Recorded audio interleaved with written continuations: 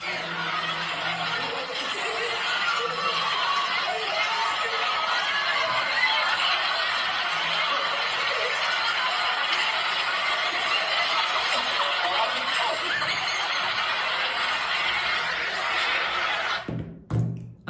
బీహార్లోని బెస్గరాయ్ అనే ఒక ప్రాంతంలో సమృద్ధి యాత్ర భాగంగా ఇప్పుడు నితీష్ కుమార్ గారు అక్కడికి వచ్చి ప్రసంగించాలి. ఆయన హెలికాప్టర్ కోసం కూడా దాన్ని ఏర్పాటు చేశారు, ఆ భద్రతా వలయాన్ని.